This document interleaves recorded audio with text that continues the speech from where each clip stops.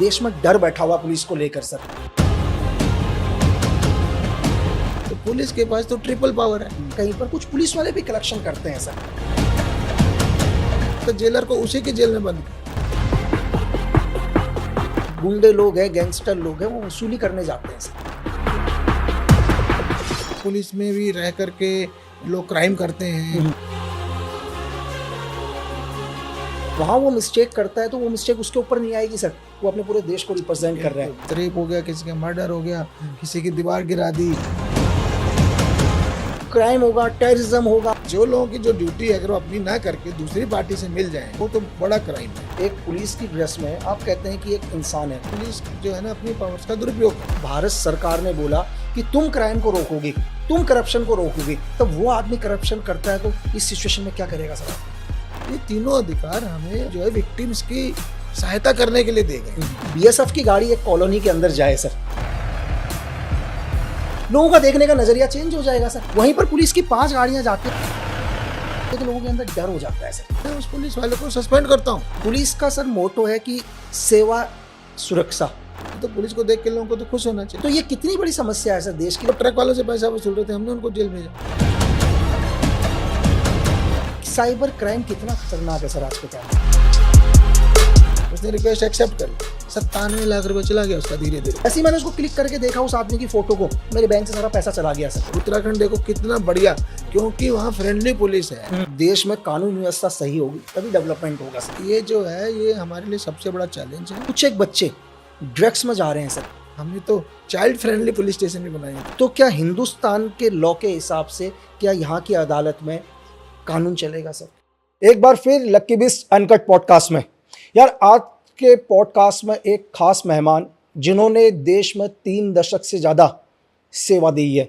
एक आईपीएस अधिकारी से लेकर उत्तराखंड के डीजीपी, यूएन मिशन में भारत का प्रतिनिधित्व किया और कई किताबों के ऑथर रहे और आज भी स्पोर्ट्स कॉलेज ऑफ हरियाणा के वाइस चांसलर में अपनी सेवाएं देकर बच्चों को एक नई दिशा दे रहे हैं। तो सर अशोक सर, आपका बहुत बहुत स्वागत है सर। धन्यवाद लकी। बिल्कुल सर की आवाज़ बिल्कुल क्लियर आ रही है ना? क्योंकि सर हमारा अनकट पॉडकास्ट है, बिल्कुल कट नहीं होगा सर। और मैं आपसे सबसे पहले ये पूछना चाह रहा हूँ सर कि एक आईआईटी से लेकर आपने एक आईपीएस तक का सफ़र किया। अगर आप हिंदुस्तान में मैं देखूं तो जो भी लोग आईआईटी के अंदर जाते हैं यार, वो देखेंगे यार हम किसी फॉरेन कंपनी को सर्व करते हैं, कई फॉरेन चले जाते हैं, तो सबसे पहले कि बहुत कम देखने को मिलता है। अभी तो फिर भी काफी दिख रहा है, हमारे टाइम में तो और कम था। बिल्कुल यही चीज़ सर। ऐसा क्यों सर? मतलब लोग तो कहेंगे यार आईआईटी किया है सर, लोग बोल मतलब आईआईटी लेना, लोग कहते हैं कि भाई आईआईटी क्या है, कोई डिग्री नहीं है, एक प्राउड है। देखो 80s में जब हमने 86 में बीटेक किया, हमारे टाइम के 50% से ज़्यादा लोग विदेश चले गए, यूएस चले गए। तो उन दिनों तो वही सबसे बड़ा क्रेज था। आज तो फिर भी बैलेंस हुआ है। तो यूपीएससी बहुत कम लोग देते थे। और मैंने पहले कई जगह पे बोला है कि मैं कलकत्ता में जब इंटर्नशिप कर रहा था 3rd ईयर के बाद उषा फैंस कंपनी के साथ, तो वहाँ मुझे रियलाइज हुआ कि engineering is not my cup of T. मेरे बस की नहीं है, या कह लो मैं बेसिक मैथमेटिकली शार्प हूँ, इंटेलिजेंट हूँ, बट इंजीनियरिंग को अलग तरह का माइंडसेट चाहिए। मुझे लगा मुझे मशीनों के साथ काम नहीं करना, मुझे आदमियों के साथ काम करना है। तो इसलिए मैं सिविल सर्विस में आया कि यहाँ भाई आदमियों से डीलिंग है डे टू एवरी डे, और लोगों की हेल्प करने के ज़्यादा मौके मिलते हैं। तो इसलिए मैंने सिविल सर्विस चुना। इसके बाद उषा फैन की ट्रेनिंग के बाद मेरे दिमाग में चेंज पलटा खा है मेरे दिमाग में। तो सर आपका जो भी मैंने आईपीएस जो आपका कैरियर देखा पूरा का पूरा, आपने जब उत्तराखंड यूपी था, आप यूपी में रहे, आप उत्तराखंड के अंदर आपने एज ए डीजीपी से आप रिटायर हुए, लेकिन आपने भारत की पैरामिलिट्री फोर्सेस के अंदर भी, आप चाहे सीआरपीएफ हो, हिंदुस्तान की सबसे बड़ी पैरामिलिट्री फोर्सेस है आज के टाइम में, बीएसएफ हो, आपने भारत को यूएन में भी रिप्रेजेंट किया सर। कितना फ़र्क है सर जब आप एक पैरामिलिट्री फोर्सेस में जाते हैं फिर एक सिविल पुलिस के अंदर, दोनों ऑर्गेनाइजेशन में आपको कितना डिफरेंट लगा सर? देखिए फ़र्क काम की नेचर देखें तो बहुत ज़्यादा है। ऑलमोस्ट दिन रात का फ़र्क कह सकते हैं आप। क्योंकि जो काम की नेचर है सिविल पुलिस में पब्लिक डीलिंग है, बिल्कुल डे टू डे लोगों से डील करना है, लोगों की प्रॉब्लम सॉल्व करनी है, पीड़ितों को न्याय दिलवाना है। ठीक है ना? किसी का क्राइम हो गया, किसी के साथ रेप हो गया, किसी का मर्डर हो गया, किसी की दीवार गिरा दी, आप समझ गए, ये सारे झगड़े डे टू डे के निपटाने हैं आपको। हैं, आपको नहीं तो आपके एसएचओ को निपटाने, फिर वो किसी- कंप्लेंट आपके पास ही आएंगे, एसपी, बिल्कुल। DIG, DGP. जबकि जो पैरामिलिट्री या सेंट्रल आर्म पुलिस फोर्सेज कहिए, मैं सीआरपीएफ में था, बीएसएफ में था, तो बीएसएफ का तो पूरा मैंडेट बॉर्डर गार्डिंग है। तो बेसिकली पाकिस्तान बॉर्डर की सुरक्षा, बांग्लादेश बॉर्डर की सुरक्षा, तो बॉर्डर के इश्यूज हैं, चाहे वो इलीगल इन्फिल्ट्रेशन हो, चाहे वो ड्रग स्मगलिंग हो, ठीक है, चाहे वो दूसरी स्मगलिंग हो, तो ये सारे जो कैटल स्मगलिंग हो, तो बॉर्डर के इश्यूज हैं वहाँ पे। हमें बेसिकली बॉर्डर को गार्ड करना है, पब्लिक डीलिंग ना के बराबर है, ठीक है ना। तो ये है, जो सीआरपीएफ थी उसमें नक्सल एरियाज में भी थी हमारी बटालियंस, तो वहाँ उनको बटालियंस को सपोर्ट देना और उनके लिए स्ट्रेटजी बनाना, तो वो काम थे। तो जो डे टू डे की पुलिसिंग है, जो कॉमन मैन से डीलिंग है, वो सीएपीएफ में न के बराबर है। अदरवाइज काम की दृष्टि से देखें, दोनों जगह काम है। नहीं नहीं, बिल्कुल सर। सर लेकिन यूएन मिशन में भी रहे आप, हम लोग बाहर जब यूएन मिशन के लिए जाते हैं, पीस कीपिंग के लिए जाते हैं, तो आप एक देश को रिप्रेजेंट कर रहे हैं सर। अगर देखो इंडिया के अंदर हम कोई भी गलती करते हैं, कुछ भी होता है तो एक देश के अंदर गलती कर रहे हैं ना सर, लेकिन जब भी कोई आदमी अपने देश को रिप्रेजेंट करता है, अगर वहाँ वो मिस्टेक करता है तो वो मिस्टेक उसके ऊपर नहीं आएगी सर, वो अपने पूरे देश को रिप्रेजेंट कर रहा है। तो उस, क्योंकि पीस कीपिंग के लिए जा रहे हैं तो डेफिनेटली एरिया तो साफ होगा नहीं सर, क्राइम होगा, टेररिज्म होगा, आतंकवाद होगा। इस सिचुएशन में कितना मुश्किल होता है काम करने के लिए जो भी एक रिप्रेजेंट कर रहा है सर। एक तो देखिए, नई जगह होती है, नई सिचुएशन होती है। हम गए थे कोसोवो, बिल्कुल तो मैं कोसोवो जो युगोस्लाविया के एक प्रकार से टुकड़े हुए थे, तब कोसोवो अलग हुआ, तो वहाँ पे सर्बियंस और एल्बेनियंस की फाइट होती थी। बिल्कुल। तो पहले कोसोवो में आतंकवाद हुआ, सर्बियंस ने उसको जो है कंट्रोल करने की कोशिश की, तो उन पे मानवाधिकार के एलिगेशन लगे, तो नाटो ने कोसोवो में बम्बार्डिंग कर दी। उसके बाद सर्बियंस छोड़ के भाग गए। तो ये थी उसकी बैकग्राउंड। तो सर्बियंस वर्सेस एल्बेनियंस, जैसे हमारे देश में हिंदू मुस्लिम राइट्स होते हैं कभी कभी, तो ऐसे वहाँ पे इन दोनों का झगड़ा रहता था। तो हम लोगों को बहुत ही स्ट्रिक्ट गाइडलाइन होते थे कि बहुत कॉशियस रहना है। वहाँ पे 52 देशों की पुलिस थी, बिल्कुल और नाटो की फोर्सेस भी थी, ठीक है। तो इन सब के बीच में एक बड़ा एक कोड ऑफ कंडक्ट होता था कि भाई आपको बिना ऊपर से क्लियरेंस ले कहीं फोर्स का यूज नहीं करना है, ठीक है। तो ये सारे काम रहते हैं। मैं तो वार क्राइम इन्वेस्टिगेटिंग यूनिट में था, तो उसमें इस तरह की कंप्लेंट आती थी कि हमारे आदमी मार के दबा दिए हैं, गायब हो गए, या मेरी प्रॉपर्टी कब्जा ली, हम उस टाइम भागे, पीछे से इन्होंने हमारी प्रॉपर्टी कब्जा ली। तो ये इस तरह के उनको केसेस को इन्वेस्टिगेट करते थे हम लोग। तो इसके बाद सर मैंने बहुत कम देखा, आपने 5-5 किताबें लिख ली सर। पहले तो उतना टाइम कैसे मिलता होगा सर, मतलब एक क्या कहते हैं उत्तराखंड के डीजीपी भी, आपने पूरे स्टेट में लॉ एंड ऑर्डर भी लगाने हैं, 5-5 किताबें आपने लिख दी। आपने बोला कि यार कि जो खाकी के अंदर है वो भी एक आदमी है, जो आपने आपकी बुक आई, आपने बोला भाई साइबर एनकाउंटर, लोगों ने तो गैंगस्टर एनकाउंटर, टेररिज्म एनकाउंटर, लेकिन साइबर एनकाउंटर सर।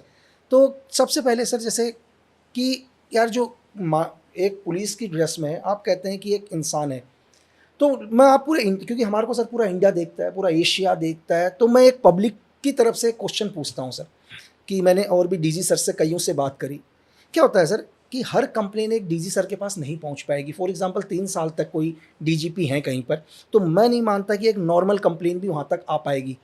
तो पहले क्या होता था सर, पिक्चरों में आपने देखा होगा कई जगह कि लोग, जो गुंडे लोग हैं, गैंगस्टर लोग हैं, वो वसूली करने जाते हैं सर, बॉलीवुड पिक्चरों में। लेकिन आज भी सिचुएशन वही है, आज चीज़ें चेंज हो चुकी हैं कई जगह। मैं ग्राउंड के ऊपर बात कर रहा हूँ, जहाँ मैंने ग्राउंड पर वर्क किया है। आज भी क्या है, कई जगह पर कुछ नीचे लेवल पर कुछ, या कहीं पर कुछ पुलिस वाले भी कलेक्शन करते हैं सर। सबसे बड़ी चीज़ सर देखो, एक आम आदमी क्राइम करे इस देश में, मैं मानता हूँ वो भ्रष्टाचार करे, लेकिन इस सिचुएशन में कैसे आप देखते हैं कि जिसको भारत सरकार ने बोला कि तुम क्राइम को रोकोगे, तुम करप्शन को रोकोगे, तब वो आदमी करप्शन करता है, तो इस सिचुएशन में क्या करेगा सर आदमी? देखिए, पहले तो मैं बता दूं, जो मेरी किताब खाकी में इंसान है, वो पूरा इसी का वो है कि पुलिस को जो अधिकार दिए हैं, पुलिस को जो पावर्स दिए हैं सरकार ने, उनका सदुपयोग करके हम लोगों की मदद करें। बिल्कुल, कैसे लोगों की हेल्प की जा सकती है, और खाकी में भी आखिरी इंसान ही बसते हैं। तो जो आप बात कर रहे हैं, ये कॉमन वो है, नॉलेज है। पहले तो फिल्मों में बल्कि यही ज़्यादा दिखाया जाता था कि पुलिस जो है ना अपनी पावर्स का दुरुपयोग करती है। तो जो आपने कहा कि जो पुलिस में भी रह करके लोग क्राइम करते हैं, तो ऐसे लोग हैं, बिल्कुल ऐसा नहीं है। ये किताब भी मैं यही शो कर रहा हूँ। ये तो जो नॉर्मली एक जनरल इमेज तो यही बनाई हुई है कि पुलिस में भ्रष्टाचार ज़्यादा है, क्राइम, पुलिस की खुद क्राइम में इन्वॉल्व रहते हैं। तो मैं कह रहा हूँ ऐसा नहीं है। ऐसे जो है ना भटके हुए लोग 5-10% लोग सब जगह मिल जाएंगे। अधिकांश लोग यहाँ भी लोगों की सेवा कर रहे हैं, इंसानियत कर रहे हैं, हेल्प कर रहे हैं, गुंडों को गैंगस्टर्स को पकड़ रहे हैं। पर ये बात सही है कि जिसके पास भी पावर होती है तो वो उसका सदुपयोग करने के बजाय दुरुपयोग भी करने की चांसेस रहते हैं। तो पुलिस के पास तो ट्रिपल पावर है। कैसे हुई ट्रिपल पावर? पहली है वर्दी, ठीक है, तो उसको देख के भी लोगों में डर रहता है। बिल्कुल। फिर उसके पास हथियार हैं, तो वही हथियार तो आप समझ सकते हो, हथियार क्यों दिए हैं? आतंकवादियों को लड़ने के लिए दिए ना, बिल्कुल, क्रिमिनल्स के अगेंस्ट, बिल्कुल खत्म करने के लिए दिए या क्रिमिनल्स को पकड़ने के लिए दिए। किंतु अगर वो हथियार मैं आम आदमी को डराने के लिए यूज करूंगा तो गलत हो जाएगा ना। बिल्कुल। और तीसरा फिर हमारे पास कानून की पावर भी है, FIR करना, अरेस्ट करना। तो ये तीनों अधिकार हमें जो है विक्टिम्स की सहायता करने के लिए दे गए, तीनों पावर कह लो। इस ट्रिपल पावर को कोई आदमी दुरुपयोग करने लगता है। आप समझ गए? नहीं, बिल्कुल सर, क्योंकि देश ये मतलब यही, क्योंकि आपको सुनेगा, मैंने आपको बोला कि शायद एक पुलिस में एक DGP से ऊपर का कोई रैंक नहीं है सर। बिल्कुल, इससे ऊपर कोई रैंक नहीं है। जो भी आदमी मतलब हिंदुस्तान में जो IPS बनता होगा, उसका सपना है कि मैं DGP बनूं, या एक लड़का लेफ्टिनेंट बनता है, आज उसका सपना है मैं CDS बनूं सर। ठीक बात। यही दो। तो आप यहाँ से जहाँ रैंक खत्म है वहाँ आपने किया, तो आज आपको सुनेंगे लोग, और ये सच है सर, ये मैं नहीं बोल रहा हूँ, ये लोगों का क्वेश्चन है। क्योंकि मैंने कहा लोगों ने बोला अरे क्वेश्चन पूछना है सर से कि वर्दी है सर, चलो पुलिस को एक ड्रेस दे रखी है, सेम आपने पैरामिलिट्री फोर्सेस में भी किया सर, आपने BSF में भी किया। आज मैं बोलता हूँ कि एक BSF की गाड़ी एक कॉलोनी के अंदर जाए सर, एक किसी भी मोहल्ले के अंदर BSF के 5 लोग जाएं या CRPF के 5 लोग जाएं, लोगों का देखने का नजरिया चेंज हो जाएगा सर। वहीं पर पुलिस की 5 गाड़ियां जाती है तो लोगों के अंदर डर हो जाता है सर। तो मैंने कहा ना, जो 5% लोग, कुछ परसेंट लोग जो आ गए हैं हमारी यूनिफॉर्म फोर्सेज में भी, सब जगह आते हैं, पुलिस में भी कहीं ना कहीं सब जगह रहते हैं, तो वो इसको बदनाम कर रहे हैं, वो गलत कर रहे हैं। ऐसे लोग हैं, मैं मना नहीं कर रहा हूँ, पुलिस में ऐसे लोग हैं जो इन पावर्स का सदुपयोग करने के बजाय दुरुपयोग कर रहे हैं, जो करप्ट हैं, जो लोगों को डराते हैं, जो लोगों से पैसा वसूलते हैं, तो बहुत गलत है। पर ऐसे लोग हैं, पर मैं कह रहा हूँ सिर्फ ऐसे ही नहीं है। नहीं, वो तो है सर, देखो ईमानदार है तभी देश चल रहा है, तभी दुनिया चल रही है सर। तो वो हैं और बहुत गलत कर रहे हैं। मैंने पूरी सेवा में ऐसे लोगों को दंडित किया, पूरी सेवा में। मेरी जो खाकी में इंसान किताब है, उसकी पहली कहानी यहीं से शुरू होती है। एक महिला के साथ गैंग रेप होता है, ठीक है, शाहजहाँपुर की कहानी। गैंग रेप होता है, उसके पति को जेल भेजा जाता है। उसके बाद वो अगली बार उसके पति को पुलिस से मिलकर के झूठा ड्रग्स केस में फंसा देते हैं। मैंने कहा इतना बड़ी पीड़िता, वो बेचारी कहाँ जाएगी? या तो उन्हीं गुंडों गैंगस्टर्स के सामने सरेंडर करेगी या सुसाइड करेगी, क्या करेगी? तो मैं उस पुलिस वाले को सस्पेंड करता हूँ। मैंने कहा मैं नहीं टॉलरेट करूँगा ये, जिसने उसके हस्बैंड को झूठा जेल भेजा। तो ये मेरी पूरी किताब ही इस पे थीम पे है। एक हमने जेलर को जेल भेजा है, इस किताब में कहानी है। जेलर जेल से एक्सटॉर्शन करवा रहा था, जेलर को उसी की जेल में बंद किया, अरेस्ट होके, तब उसे समझ आया कि कितना बड़ा क्राइम कर रहा था। तो ऐसे लोग कर रहे हैं, वो टॉलरेबल नहीं है, किसी भी हालत में उसको टॉलरेट नहीं किया जाना चाहिए। ये मैं मैसेज दे रहा था। नहीं, बिल्कुल सर, क्योंकि देखो मैंने जैसे बोला कि जिस पर हम भरोसा करते हैं, अगर वही हमारे अगेंस्ट हो गया तो सिस्टम के लिए बहुत ही, पूरे सिस्टम पे विश्वासघात है ना और वो बहुत गलत है। इसीलिए पुलिस की इमेज, इन कुछ लोगों ने, कुछ परसेंट लोगों ने पुलिस की इमेज खराब कर दी। नहीं तो पुलिस को देख के लोगों को तो खुश होना चाहिए। बिल्कुल सर, पुलिस मतलब देखो, एक इंडियन आर्मी का मोटो है 1 बुलेट 1 एनिमी। पुलिस का सर मोटो है कि सेवा सुरक्षा, है ना सर, ये मोटो है कि यार मैं सेवा। लेकिन अगर इस मोटो पर चले सर, अगर इस मोटो पर चले तो मैं कह रहा हूँ कि हिंदुस्तान का, मैं नहीं मानता कि इंडिया के अंदर क्राइम होगा सर। कोरोना में ये मोटो थोड़ा ज्यादा उभर के आया, मित्रता सेवा सुरक्षा, जो हमारा उत्तराखंड का सर, बिल्कुल। तो उससे लोगों को विश्वास बढ़ा, कोरोना के दौरान पुलिस पे विश्वास बढ़ा। किंतु फिर कहीं ना कहीं कुछ लोग वसूली के धंधे में लग जाते हैं, तो हमारी छवि खराब करते हैं। लेकिन ऐसे लोगों के साथ मैं कह रहा हूँ एक आम आदमी से ज्यादा सख्त वो होना चाहिए सर। बिल्कुल, इन पे तो 0 टॉलरेंस की पॉलिसी होनी चाहिए कि किसी भी हालत में नहीं बख्शे जाएंगे। ऐसे लोग सीधे बर्खास्त होने चाहिए। मैंने बहुत लोगों को जेल भी भेजा है, ये भी आज आपको बता दूं। मैंने बोला तो हमने जेलर को जेल भेजा। एक मैंने इलाहाबाद में ARTO को अरेस्ट किया, जो रोड ट्रैफिक वाले होते हैं ना, बिल्कुल, रोड ट्रांसपोर्ट वाले, तो वो ट्रक वालों से पैसा वसूल रहे थे, हमने उनको जेल भेजा। एक हाइडल इंस्पेक्टर पुलिस विभाग से बिजली विभाग में जो विजिलेंस बनती है ना, छापा मारने वाले, उसमें पुलिस का इंस्पेक्टर था, मैंने एक उसको अरेस्ट किया। तो जब मैं डायरेक्टर विजिलेंस था, मैंने ऐसे 50 लोगों को अरेस्ट किया, एक सरकारी वकील को जेल भेजा।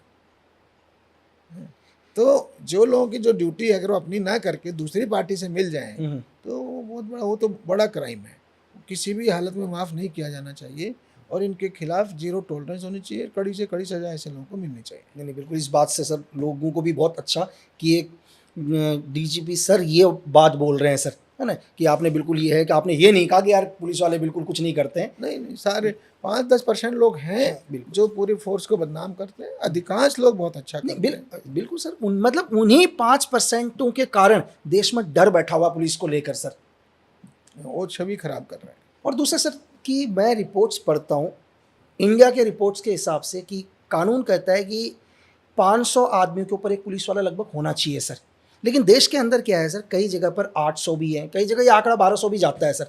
तो ये कितनी बड़ी समस्या है सर देश के लिए, उन पदों को क्यों नहीं भरा जा रहा है सर, कि जहाँ देखिए हमारी एवरेज इस टाइम 150, 1 लाख पे 150 पुलिस कर्मी। बिल्कुल सर, तो करीब करीब 600 हो गया तुम्हारे 600 हिसाब बिल्कुल से, सर, है ना। हाँ, तो वो ये है कि सारे प्रदेश में नहीं हो पाता, फाइनेंसिस के इशू आ जाते हैं। जो कई कहते हैं ना भाई हमारे पास इतना पैसा नहीं है तनख्वाह देने को। जो डेवलप्ड कंट्रीज है कहीं कहीं 400 आदमी 1 लाख पॉपुलेशन में 400 पुलिस कर्मी है, बिल्कुल कहीं कहीं पर। हाँ, पर वो हमारे यहाँ नहीं हो पा रहा। तो उसके लिए वही है कि यहाँ उसका तो मतलब हो गया 250 आना चाहिए ना, बिल्कुल होना चाहिए सर। तो नहीं है, हमारे पास 600 की एवरेज है, किसी प्रदेश में 1000 की है सर। 1200 का भी रेट जा रहा है, बिहार में कई जगह 1200 का भी जा रहा है। लेकिन सर इतना हिंदुस्तान एक इतना बड़ा लोकतंत्र देश दुनिया का, आदमी टैक्स दे रहा है सर, चीज़ें दे रहा है, और बेरोजगारी बढ़ रही है सर। देश के अंदर बेरोजगारी की बहुत समस्या। अगर आज आप देखो सर कि देश के अंदर, देश में एक ही मुद्दा चल रहा है, बेरोजगारी। देखो एक बच्चा है वो पढ़ाई कर रहा है सर, पढ़ाई करने के बाद आप उसको रोजगार दे दो, नहीं वो बात सही है। हाँ, जरूरत तो है बिल्कुल, किंतु स्टेट्स की फाइनेंशियल हालत अच्छी नहीं है। और ट्रेजेडी क्या है आप फिर समझो, ट्रेजेडी प्रायोरिटी की है। मैं क्लियरली बताऊं, प्रायोरिटी होनी चाहिए ना। एक मान लिया एक राज्य सरकार को अपना बजट मैनेज करना है, बिल्कुल ठीक है, बजट लिमिटेड है, 100 रुपया है। अब 100 रुपये में से उसे देखना है वो हेल्थ पे कितना, शिक्षा पे कितना, पुलिस पे कितना। तो पुलिस को लोग खर्चा मानते हैं वहाँ, इसलिए पुलिस को देते ही नहीं है। क्या समझे, वो उधर वाले, जबकि उसमें कहाँ पे करप्शन में उड़ेगा ये पता नहीं क्या बात है। PWD में, इसमें, वहाँ बजट बढ़ता रहता है, पुलिस का बजट घटता रहता है। ये ट्रेजेडी है, गलत बात है। सोच में भी बदलाव की जरूरत है। जितने हमारे सचिव लोग हैं वो सोचते हैं कि पुलिस के सिर्फ एक्सपेंडिचर बजट है, पर ये बता दूं पुलिस के बिना डेवलपमेंट होगी? कभी नहीं होगी। पुलिस के बिना टूरिज्म होगा? नहीं होगा। उत्तराखंड देखो कितना बढ़िया, क्योंकि वहाँ फ्रेंडली पुलिस है, पीपल फ्रेंडली पुलिस है ना। बिल्कुल, हमारा नारा ही है मित्रता सेवा सुरक्षा। तो जनता जा रही है, टूट पड़ी है। मतलब हरिद्वार हो, ऋषिकेश हो, मसूरी हो, नैनीताल हो, अल्मोड़ा हो, बद्रीनाथ केदारनाथ जी हो, भरा मतलब जगह ही नहीं है, इतना आदमी टूरिज्म में जा रहा है। तो उनको सोचना चाहिए कि अच्छी पुलिस बनाओगे, ज़्यादा पुलिस बनाओगे, पीपल फ्रेंडली पुलिस बनाओगे तो लोग, आपका डेवलपमेंट भी होगा। अगर बिहार और वहाँ पे बंगाल में इंडस्ट्री क्यों नहीं लग रही? क्योंकि उन्हें पता है यहाँ अराजकता है, बिल्कुल वहाँ कानून का राज ही नहीं है, तो ऐसी जगह इंडस्ट्री क्यों जाएगी? तो इसलिए पुलिस पे खर्चा बढ़ाना चाहिए। पुलिस की परसेंटेज जो है ना 100 रुपये में से उसका शेयर बढ़ना चाहिए, पर शेयर बहुत कम रहता है, इसलिए जो है ना ज़्यादा पुलिस की रेशो नहीं बढ़ पाती, क्योंकि उसको सारी सरकारें खर्चे के रूप में देखती, ये नहीं देखते कि इससे हमारा विकास हो रहा है, इससे हमें पीसफुल स्टेट मिल रहा है, हमारे कानून व्यवस्था बेहतर हो रही है, स्मार्ट हो रही है, मॉडर्न हो रही है। भाई आपके पास कंट्रोल रूम अच्छे हैं, मॉडर्नाइज्ड हैं, गाड़ियाँ हैं ढेर सारी, तो इमीडिएट गाड़ी आएगी ना, आप 100 नंबर 112 को कॉल करोगे। और अगर आप पे कुछ नहीं है तो वो 4 घंटे बाद आ रहा है, जब तक क्राइम व्राइम होकर सब खत्म हो जाएगा। तो जितना आप अपने को, हमारी पुलिस फोर्स की संख्या बढ़ेगी, जितना हमारा इंफ्रास्ट्रक्चर बेटर होगा, जितनी हमारी स्मार्ट पुलिस बनेगी, जितनी मॉडर्न पुलिस बनेगी, उतना ही हमें हमारे प्रदेश की छवि निखर करके आएगी।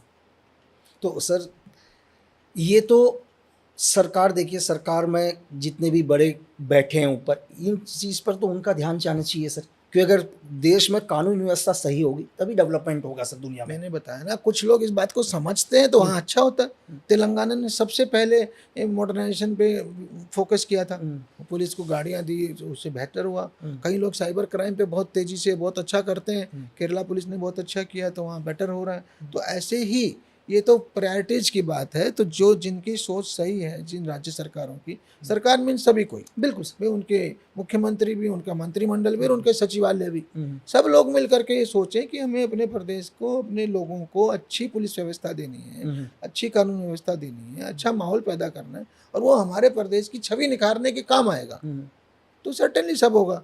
अगर आप एक जमाना था, हम थे यूपी में, अब तो यूपी बहुत बदल गया, बिल्कुल अब यूपी बहुत चेंज हो गया बेहतर हो सर, चुका है। बिल्कुल तो वहाँ पे चौकियाँ थी ना, हाँ, चौकी पे कोई सभ्य आदमी तो जाने का सोच ही नहीं सकता था। हम्म, हम एज ए पुलिस ऑफिसर, हमें पता था हम इस चौकी पे अचानक चले जाएं हम्म, तो वहाँ एक टूटी सी एक कमरा होगा, एक चारपाई होगी, उस पर दीवान जी बैठे होंगे, आसपास कहीं कच्चे लटक रहे होंगे, सूख रहे होंगे, तो ये इमेज थी। तो वहाँ कोई सभ्य आदमी कैसे जाएगा?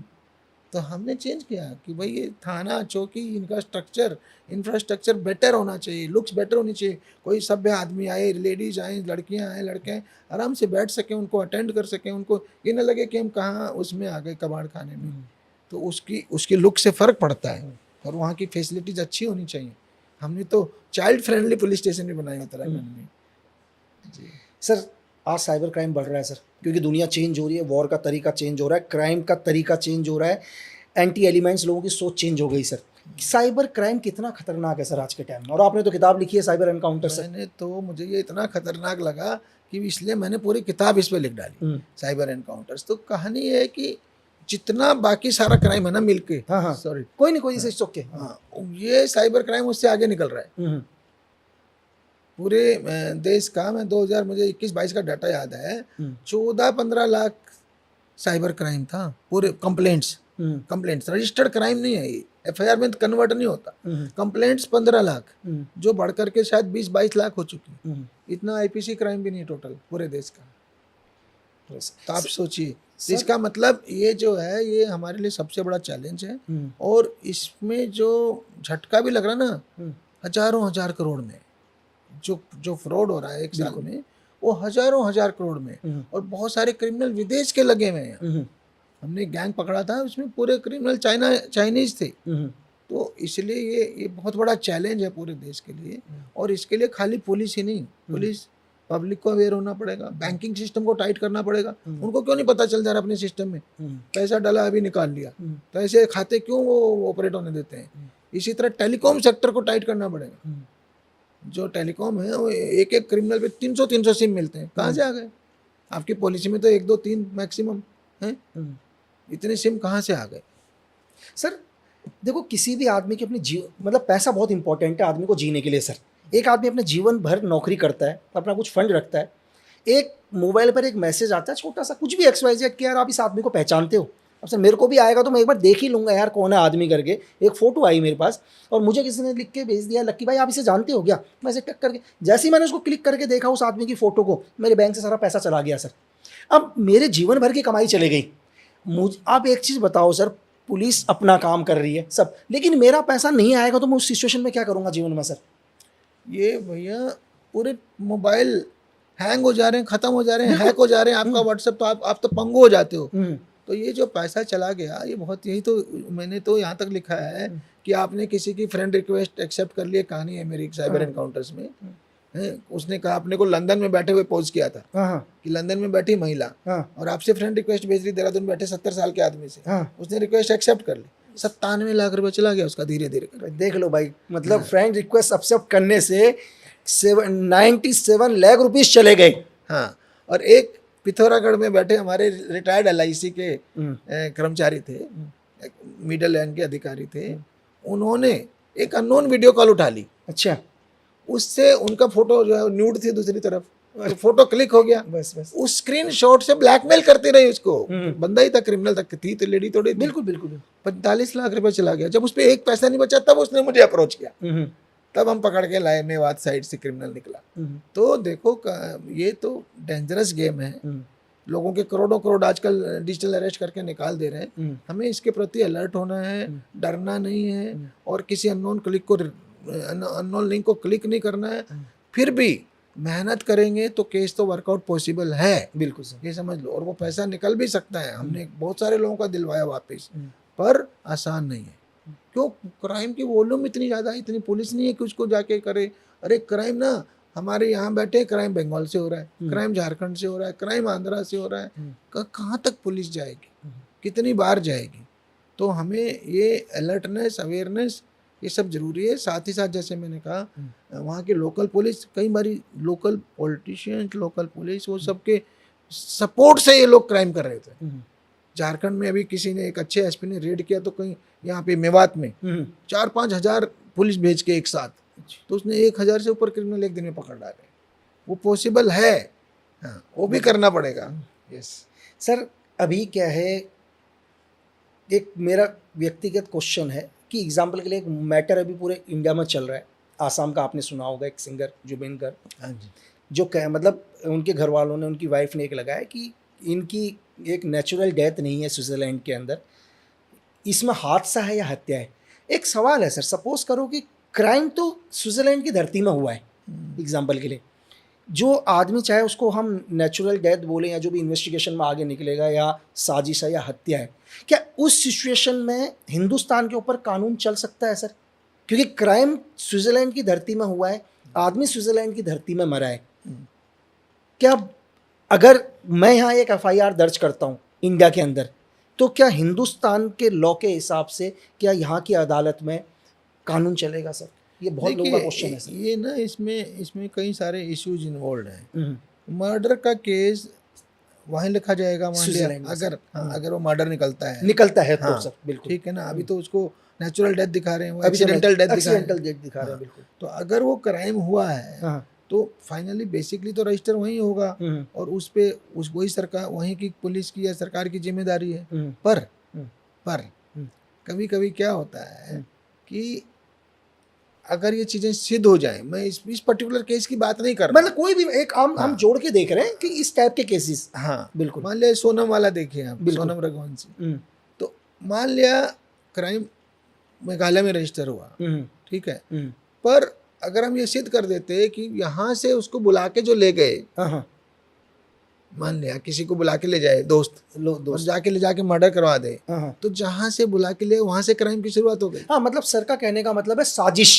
हाँ, साजिश तो अगर वो साजिश है, अगर वो शुरुआती दौर में शुरू हो गई वो षड्यंत्र, उसका साजिश, तो फिर क्राइम वहां से शुरू हो जाता है। बिल्कुल, मतलब सर का कहने का मतलब है कि क्राइम, क्योंकि 120 भी प्लानिंग तो यहाँ से हुई है सर, कि क्राइम की प्लानिंग तो हमारी धरती से हुई है, तो क्राइम वहां से भी पॉसिबल है, पर वो लिंक करना पड़ेगा, और उस क्राइम से कुछ उसका एक स्टेप यहाँ पे ले लिया गया हो, तब वो यहाँ एफआईआर पॉसिबल है।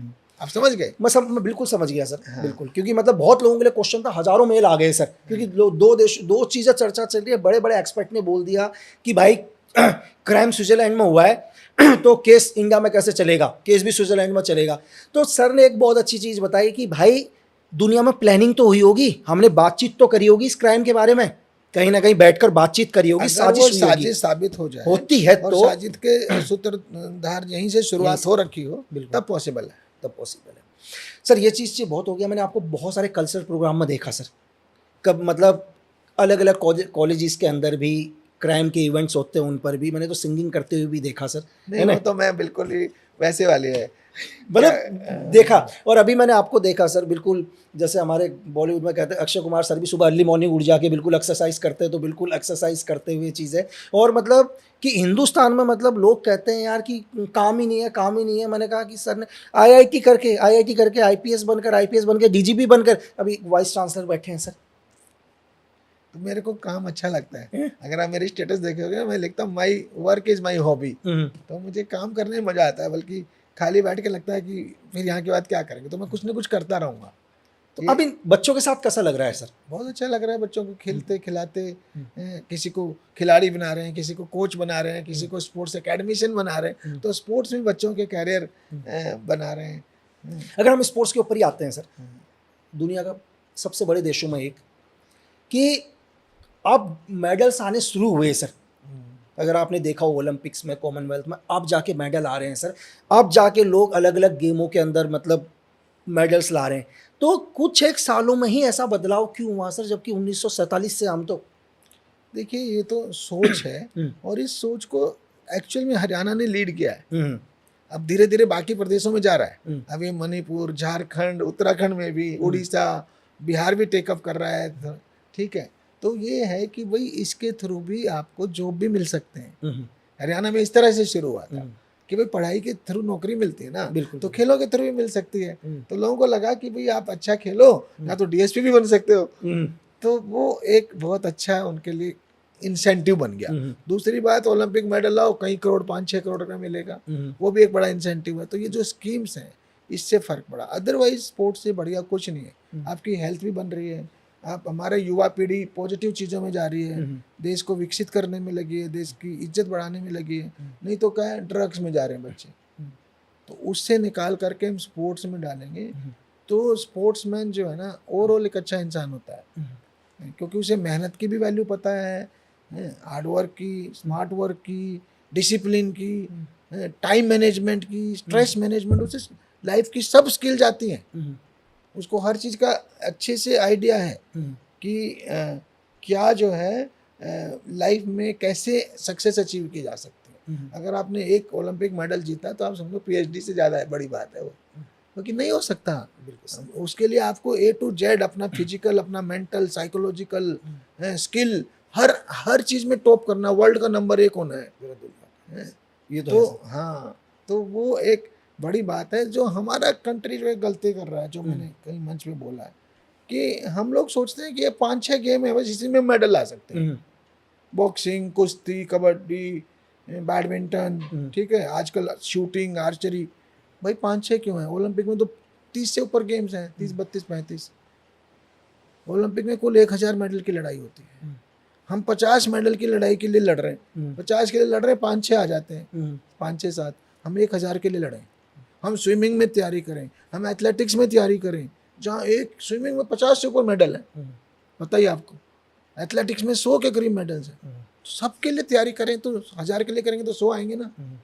अमेरिका, चाइना, उनके कैसे आ रहे हैं 100 मेडल, हमारे भी 100 आ सकते हैं। सिर्फ एक तो ये जज्बा होना चाहिए हैं, और एक हमें सब जगह इंफ्रास्ट्रक्चर बना दें। हरियाणा में धीरे धीरे प्राइवेट अकेडमियाँ खुल गई हैं, ऐसे ही देश में धीरे धीरे एक इसका जोश आए, जज्बा है, तो रिजल्ट आएंगे, हम ओलंपिक में भी सिरमौर हो सकते हैं। सर आपने बोला कि आज का यूथ ड्रग्स भी कर रहा है सर। देश में बहुत बड़ी समस्या आज की ड्रग्स की सर। मैं देख रहा हूँ कि स्कूल लाइफ से सर कुछ एक बच्चे ड्रग्स में जा रहे हैं सर। ये ड्रग्स रैकेट क्या है? स्टार्टिंग में तो इनको फ्री देता है सर, कुछ एक को फ्री बांटता है, और इस रैकेट के अंदर क्या है कि इन्हें आदमी खुद लगाने नहीं पड़ते काम में। पहले बच्चा खरीदना शुरू करता है, अब उसको खरीदने के लिए पैसा नहीं होता, अब वो क्या करता है, उसको बेचना शुरू करता है सर। तो ये बहुत बड़ी समस्या है सर, इसको कैसे कंट्रोल किया जाए? इतना बड़ा ड्रग्स रैकेट चल रहा है सर। ये ड्रग्स रैकेट इससे भी बड़ा है। ये ड्रग्स रैकेट, ये समझ लीजिए इंटरनेशनल टेररिज्म से जुड़ा हुआ है। बिल्कुल, दुनिया में टेररिज्म को फंड करने का नंबर 1 सोर्स है ड्रग्स। ठीक है, तो भारत में भी जो ड्रग्स फैलाई जा रही है, इसके पीछे आईएसआई का बहुत बड़ा हाथ है। क्योंकि उनकी फंडिंग कौन कर रहा है? जो आतंकवाद फैला रहे हो देश में, तो इसी सब पैसे से फंडिंग हो रही है। जब अफगानिस्तान में ड्रग्स उगाई जाती है, अफीम तैयार की जाती है वहाँ से, अफीम को हेरोइन 1 लाख रुपए किलो कॉस्ट आती है इसकी, सिर्फ 1 लाख रुपए किलो, या करोड़ों में आ रही है। जिस दिन वो पाकिस्तान बॉर्डर पार कर जाती है 1 करोड़ रुपए किलो, 1 करोड़ रुपए की। जिस दिन वो अमेरिका पहुंच जाती है $1 मिलियन, यानी 8.5 करोड़, 8.5 करोड़ की। तो कितना स्केल है? 1 लाख रुपए का 8.5 करोड़ तक बन जाता है, इतना बड़ा पैसा है ड्रग्स स्मगलिंग में। इससे टेररिज्म की फंडिंग हो रही है। लेकिन रोके कैसे सर? हमारा युवा इस जाल में आ रहा है, उन्हें पता नहीं चल रहा है कि कहीं ना कहीं इनडायरेक्टली वो टेररिज्म को सपोर्ट कर रहा है। ये जो ड्रग माफिया है, लोगों को शुरू में फ्री खिला के, जाल में फंसा के, फिर ड्रग एडिक्ट बना देता है, फिर वो बेचने में लग जाते हैं। सर मैं ऐसे लोगों से मिला हूँ जिन्होंने 2-2 करोड़ की ड्रग्स खत्म करके अपना पूरा परिवार खत्म कर चुके हैं सर। मतलब कभी उनके अकाउंट में 2-2 करोड़ हुआ करते थे, उस 2 करोड़ का ड्रग्स ले चुके हैं, और आज सिचुएशन ये है कि मतलब पूरी बॉडी कांप रही है अगलों की सर। भाई ऐसे बच्चे हैं, सबसे पहले जब उस पर पैसा नहीं रहता ना, फिर अपना पढ़ाई का पैसा उस पर लगा देते हैं, क्लास जाते हैं नहीं, फीस का पैसा ड्रग्स में, फिर घर में चोरी करने लगते हैं। जब घर के चोरी पकड़े जाने, बाहर चोरी करने लगते हैं। मैंने लड़कियों को देखा है प्रोस्टिट्यूशन करने लगती हैं, कॉल गर्ल्स बन जाती हैं। ऐसे केस हमने देहरादून में देखे हैं कि भाई ड्रग्स के, तुम कहाँ जा रहे हो, अपने को कहाँ लेके जा रहे हो? भाई ड्रग्स मजा नहीं है, ड्रग्स सचा है। ड्रग्स एक माया जाल है जो कहीं ना कहीं इंटरनेशनली आतंकवादियों की फंडिंग कर रहा है। तो इस जाल से दूर रहना है, हमें अवेयरनेस फैलानी है, हमें एनफोर्समेंट बढ़ानी है, दोनों काम होने। जनता में अवेयरनेस होनी चाहिए कि ये कहाँ, जैसे कभी सिगरेट तंबाकू का देखते हो ना आप ऐड, कि जो है उससे पता चल रहा है कितना खतरनाक है बॉडी के लिए। ड्रग्स उससे बहुत ज़्यादा खतरनाक है, ये तो जान ले लेगी आपकी। तो इसलिए इससे ये अवेयरनेस फैलानी है, ड्रग से दूर रखना युवा पीढ़ी को। और पुलिस हो, बाकी एजेंसीज हो, बॉर्डर की फोर्सेज हो, सबको जो है ड्रग्स के एनफोर्समेंट का लेवल बढ़ाना है।